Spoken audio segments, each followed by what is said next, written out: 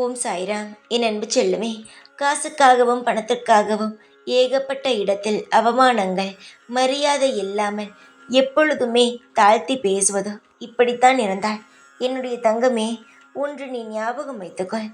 எவன் ஒருவன் உன்னை தாழ்த்தி பேசினானோ அவனுக்கு தெரியாதா யாருக்கு எப்பொழுது எந்த நேரம் வரும் என்பது? ஏன் உனக்கே தெரியாதா? ஆனால் எனக்கு தெரியும் அல்லவா, யாருக்கு எப்பொழுது எந்த நேரம் வரும். நல்ல நேரம் வருமா, கெட்ட நேரம் வருமா, இப்படிப்பட்ட விஷயங்கள் எனக்கு மட்டும்தான் தெரியும். ஆனால் உனக்கு நல்ல நேரம் வந்துவிட்டது என்பதும் எனக்கு தான் தெரியும். ஆம், உனக்கு நல்ல நேரம் வந்துவிட்டது. யார் உன்னை மரியாதை குறைவாக பேசினார்களோ அவர்களே பார்த்து வியக்கும் வகையில் உனக்கான வருமானங்கள் உனக்கு கிடைக்கும் நேரமும் வந்துவிட்டது. இப்பொழுது உன்னுடைய வாழ்க்கையில் நீ உழைக்கும் வேலைக்கு நல்ல வருமானம் கிடைக்கும் காலம் வந்துவிட்டது. உன் கர்ம வினை முடிந்து விட்டது. நீ அசிங்கப்படும் நாட்கள் முடிந்து விட்டது.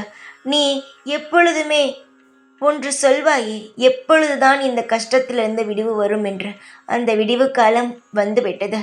யார் உன்னை கேவலமாக பேசினார்களோ அவர்களை வாயை மூடும் வகையில் உன்னுடைய வாழ்க்கையில் இனி படிப்படியாக முன்னேற்றங்கள் கிடைக்கும். எப்பொழுதுமே எடுத்தவுடன் பணக்காரனாக ஆகுபவனுக்கு அது நிலை அல்ல.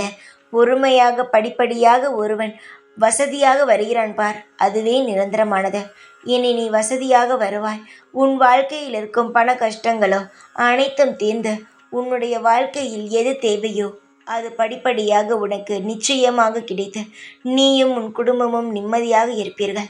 ஆனால் இப்பொழுதுதான் நீ சுதாரிப்பாக இருக்க வேண்டும்.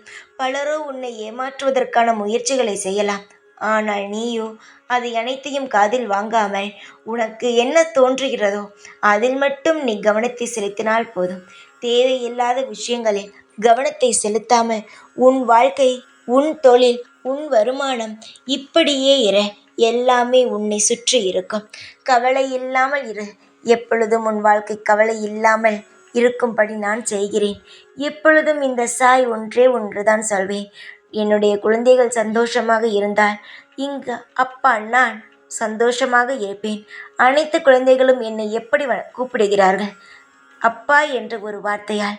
அப்பா சந்தோஷமாக இருக்க வேண்டும் என்றால் குழந்தைகளும் சந்தோஷமாக இருக்க வேண்டும். நீ சந்தோஷமாக இரு. நான் சந்தோஷமாக இருக்கிறேன். உன் குடும்பம் சந்தோஷமாக இருக்கும். உன் மன வேதனையை நான் அடியுடன் போக்கி உன்னை நிம்மதிகரமான சந்தோஷகரமான வாழ்க்கைக்குள் அழைத்து செல்கிறேன். எப்பொழுதுமே இந்த சாய் நான் உன் பக்கத்தில்தான் இருப்பேன். ஓம் சாய்ராம்.